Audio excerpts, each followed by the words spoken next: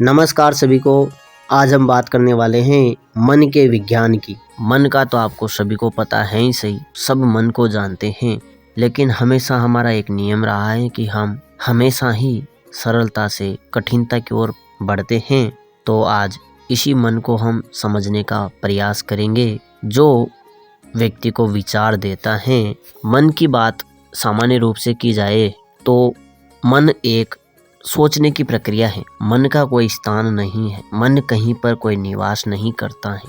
हम दिल को निकाल सकते हैं, हृदय को निकाल सकते हैं, उसको देख सकते हैं, लेकिन मन को विज्ञान के माध्यम से नहीं जाना जा सकता। मन एक भावना भी हो सकती है, एक विचार भी हो सकता है। विज्ञान के मुताबिक अगर समझा जाए तो विज्ञान मस्तिष्क का नाम यहाँ पर देता है कि हमारे मस्तिष्क हैं। उन मस्तिष्क में हमारा एक मस्तिष्क तो हमारे पूरी बॉडी को कंट्रोल करता है, दूसरा मस्तिष्क हमारे जो विचार हैं उन प्रक्रियाओं को नियंत्रित करता है और हमारे काल्पनिक शक्ति को नियंत्रित करता है।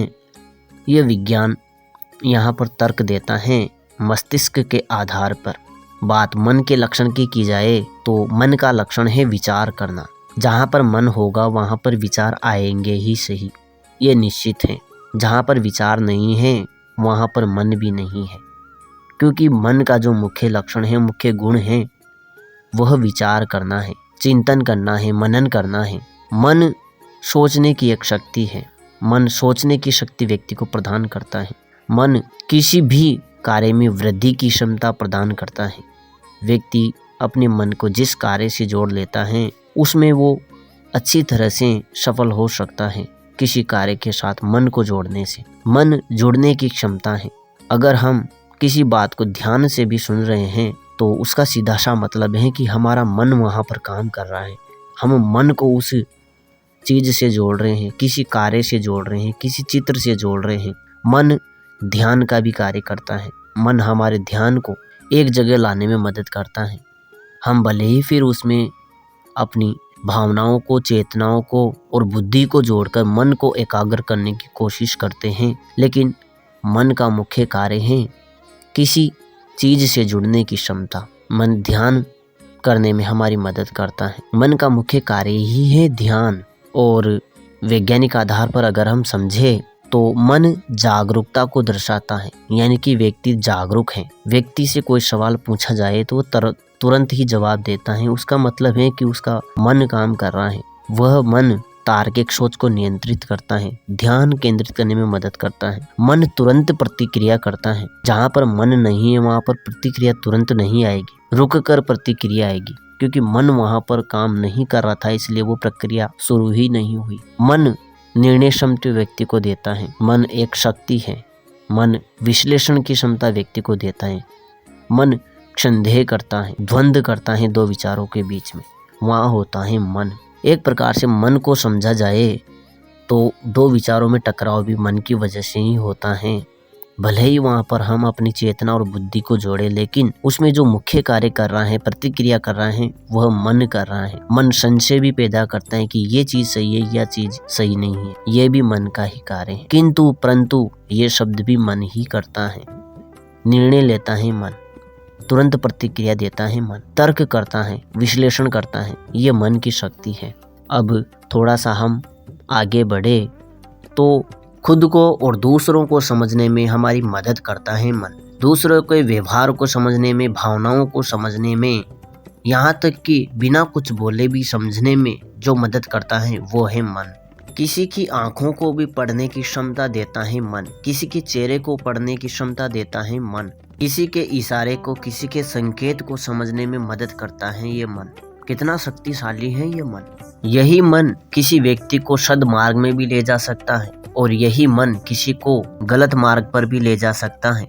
इतना शक्तिशाली है ये मन। यही मन किसी को राजा बना सकता है और यही मन किसी को रंक भी बना सकता है। हमारा मन एक विचार प्रक्रिया है और विचार हमारी सोच है। हमारी सोच हमारी शारीरिक ऊर्जाओं को प्रभावित करती है और हमारी शारीरिक ऊर्जा हमारे व्यवहार को, साथ ही दूसरों के व्यवहार को भी प्रभावित करती है।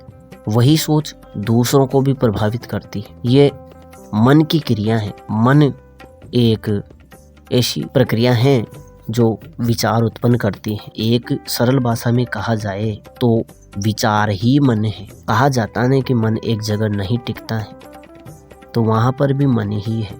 जहाँ पर मन टिका है वो भी मन ही है। बस फर्क इतना है कि एक मन एकाग्र नहीं है और एक मन एकाग्र है, लेकिन है तो मन ही। मन किसी चीज से जुड़ने की शक्ति व्यक्ति को प्रदान करता है। मन के बिना भले ही व्यक्ति सभी चक्रों को जागृत कर ले, कुंडली तक जागरण कर ले, लेकिन वो कुछ नहीं कर सकता, क्योंकि मन ही नहीं तो क्या करेगा, वो तो शून्य में चला जाएगा ना।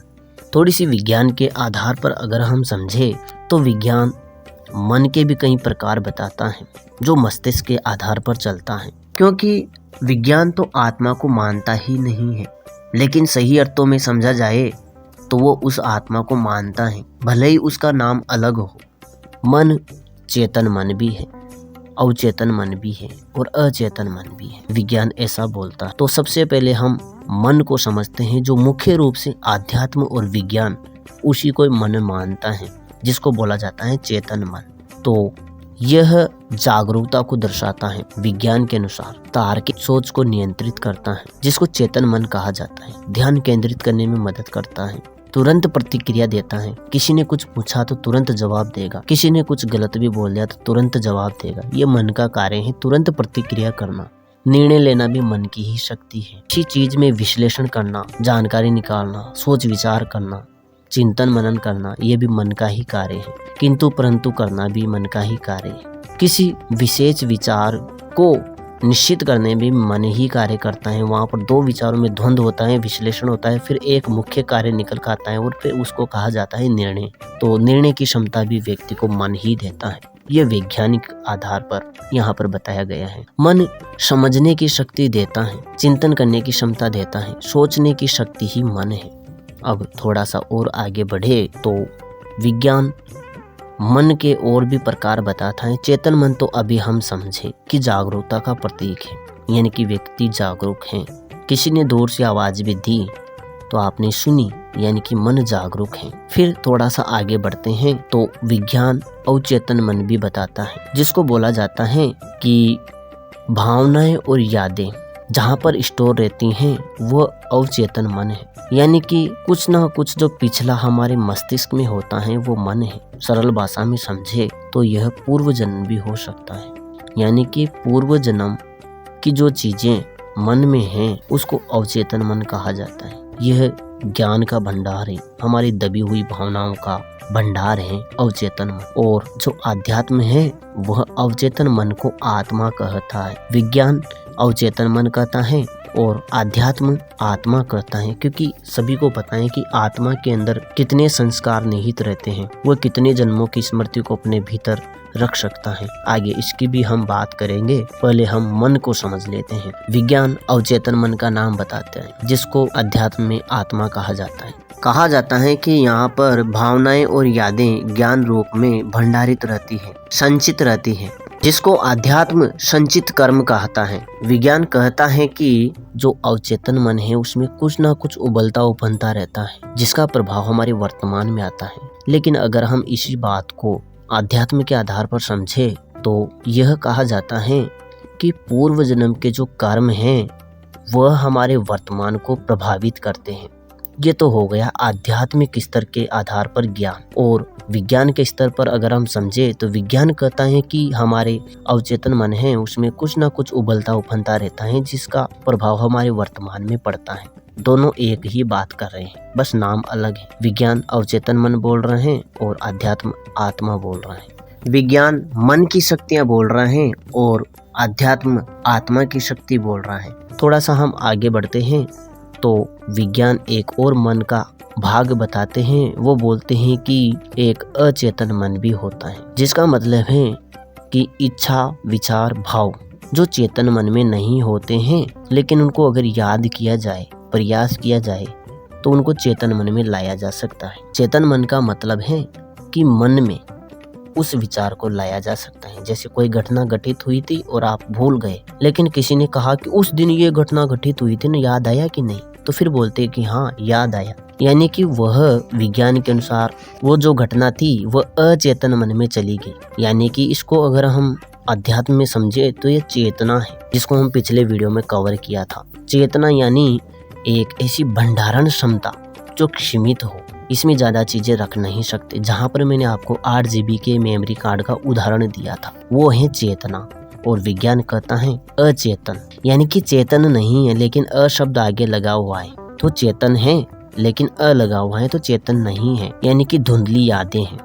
ये होता है अचेतन। यानी कि यहाँ पर हम तीनों ही मन को आध्यात्म और विज्ञान के आधार पर समझने की कोशिश करेंगे तो ज़्यादा आसानी रहेगी। जैसे आध्यात्म में मन को मन ही कहा जाता है, लेकिन विज्ञान में इसको चेतन मन कहा जाता है, जो जागरूकता को दर्शाता है, जागरूकता का प्रतीक है, तार्किक सोच का प्रतीक है, तुरंत प्रतिक्रिया करता है। फिर थोड़ा आगे बढ़ते हैं तो आता है अध्यात्म में चेतना और विज्ञान में अचेतन मन। चेतना के बारे में पिछले वीडियो में हमने समझा था कि चेतना एक ऐसी सीमित भंडारण क्षमता है जो हमारी यादों को स्टोर रखती है, हमारी भावनाओं को स्टोर रखती हैं, यानी कि हमारी इच्छाओं, भावनाओं, विचारों को और घटनाओं को याद रखती हैं। वो होती है चेतना। चेतना एक क्षण पीछे घटी हुई घटना को याद रखती हैं और मन वर्तमान में अभी और यहीं जो घटना घटित हो रही है, चल रही है, मन में विचार चल रहे हैं, वह मन के अंतर्गत आता है। लेकिन जो घटनाएं हमारे पिछले जीवन से संबंधित हैं, पूर्व जन्म से संबंधित हैं, वह आता है आत्मा में, जो हमारे इस जन्म को भी प्रभावित करता है। आत्मा अथाह ज्ञान का भंडार है, अथाह भंडारण क्षमता है। विज्ञान इसी को ही अवचेतन मन कहता है। अवचेतन भी अथाह भंडारण क्षमता रखता है, कई जन्मों की स्मृतियों को अपने भीतर स्टोर रख सकता है, भंडारित रख सकता है। किसी भी प्रकार से समझे बात वहीं आती है, बस नाम अलग हो सकता है। भले मन को चेतन मन कहा जाए, आत्मा को अवचेतन मन कहा जाए या चेतना को अचेतन मन कहा जाए, बात वही है, एक ही बात है, ज्यादा बात नहीं है। तो यहाँ पर हम समझ रहे हैं मन को सब कुछ बांधने की क्षमता ही मन है, किसी से जुड़ने की शक्ति ही मन है, विचार प्रक्रिया ही मन है। विचार प्रक्रिया भावनात्मक भी हो सकती है, ये हमारी भावनाओं को प्रभावित करती है। विचार प्रक्रिया जहाँ पर विचार नहीं होगा वहाँ पर मनुष्य शून्य में चला जाएगा, यानी कि सीधी भाषा में कहा जाए तो मन के बिना मनुष्य कुछ भी नहीं है, शून्य में चला जाएगा। क्योंकि मनुष्य शब्द में मन भी तो है ना, तो जिसके पास मन है वही तो मनुष्य है ना। या मनुष्य ना बोले, हम मानव बोले, तब भी मन तो आएगा ही सही ना, क्योंकि मन के बिना हम कुछ कर नहीं सकते। आजकल जो रोबोट बनाए जा रहे हैं उनमें भले ही चेतना भर दी जाए, उनमें प्राण भी डाल दी जाए, प्राण यानी उनमें जो बैटरी वगैरह जिससे वो कार्य करते हैं, और चेतना मतलब उनके अंदर ज्ञान कि कौन सा कार्य कैसे करना है, ये भी भर दिया जाए, लेकिन वो खुद से अपना कार्य नहीं कर सकते क्योंकि उनके भीतर मन नहीं है। तो एक प्रकार से कहा जाए कि जिसका मन हटा दिया जाए तो वह शून्य में चला जाएगा, कुछ भी नहीं रहेगा, वह शांत का शांत ही रह जाएगा, क्योंकि विचार ही नहीं आएगा तो वो क्या करेगा। उसको बोलना पड़ेगा कि ये काम करो, तब वो कार्य करेगा, क्योंकि मन नहीं है ना, विचार नहीं है ना, उसमें जागरूकता ही नहीं है। मन है तो जागरूकता है, मन नहीं है तो जागरूकता नहीं है। मन है तो तार्किक सोच है, तार्किक सोच है, और मन नहीं है तो कुछ भी सोच नहीं। मन है तो ध्यान है, और मन नहीं है तो ध्यान भी नहीं है। इसीलिए तो व्यक्ति जिनके मन नहीं रहते हैं वो ध्यान में भी नहीं रहते, वो समाधि में चले जाते हैं। ये मन की तो क्रिया है ना, तुरंत प्रतिक्रिया देना भी मन की ही क्रिया है, निर्णय लेना भी मन की ही क्रिया है, विश्लेषण करना भी मन की ही क्रिया है। मन जोड़ने का कार्य करता है। किसी विषय के बारे में आप चिंतन कर रहे हैं तो वो चिंतन भी मन ही कर रहा है, भले ही फिर वहाँ पर बुद्धि और चेतना से कुछ ज्ञान प्राप्त हो, कहीं से जुड़ने की क्रिया भी मन ही है। मन को देखा जाए तो बहुत कुछ है, मन के बिना कुछ भी नहीं है। मन शारीरिक, मानसिक और भावनात्मक, यहाँ तक कि सामाजिक क्रियाओं को भी नियंत्रित करता है। ये मन ही ब्रह्मा है, मन ही विष्णु है, और मन ही महादेव है। जहाँ मन नहीं है वहाँ शिव है। ये है मन। मन का एक ही विज्ञान है जिसको एकाग्र किया जा सकता है, लेकिन शांत नहीं। जहाँ मन है वहाँ विचार होंगे। मन को केवल एकाग्र किया जा सकता है, शांत कभी नहीं किया जा सकता। मन तो हमारे इस जीवन का साथी है, सहयोगी है, प्रेमी है, गुरु है, मददगार है। मन तो हमारा मार्गदर्शक है, हमारी मदद करता है, मददगार है। जिससे आप जुड़ना चाहते हैं उससे आपको जोड़ता है। आप इसे अगर देवता से जोड़ेंगे तो ये देवताओं की जानकारी देगा, देवतुल्य आपको बनाएगा। राक्षसों से जोड़ेंगे तो राक्षस बनाएगा। मन तो आपका मददगार है, सहयोगी है। आप जो बनना चाहते हैं वो आपको बनाना चाहता है मन तो, लेकिन आपको पहले निश्चित तो करना पड़ेगा ना, आप बनना क्या चाहते हैं। मन मानव को दानव भी बना सकता है और देव भी बना सकता है, भगवान भी बना सकता है, क्योंकि तो सहयोगी है, आपका साथ दे रहा है। और ऐसा सहयोगी तो आपको ढूंढने पर भी नहीं मिलेगा। कितना प्यारा सहयोगी है जो आपकी हर काम में मदद कर रहा है, आपका सहयोग कर रहा है, आपका साथ दे रहा है। भले ही वह कार्य सही हो या गलत हो, सही कार्य में भी आपका साथ दे रहा है और गलत कार्य में भी आपका साथ दे रहा है। मदद करने के लिए हर पल हर क्षण तैयार है। बस इसे समझने की कोशिश करें। कितना प्यारा है ये हमारा साथी, सहयोगी, मददगार, प्रेमी। ये हमसे इतना प्रेम करता है कि हम जिससे जुड़ना चाहते हैं उससे हमें जोड़ने का काम करता है, उससे हमें जोड़ता है, वैसा ही हमें बनाने की कोशिश करता है। बस फर्क इतना है कि हम जुड़ना किसी से चाहते हैं। आशा करता हूँ आपके मन के बारे में जो जानकारी दी गई है वो समझ में आई होगी। फिर भी अगर कुछ रह जाता है तो आप हमें जरूर बताएं। नमः शिवाय, नमः श्री कालिके।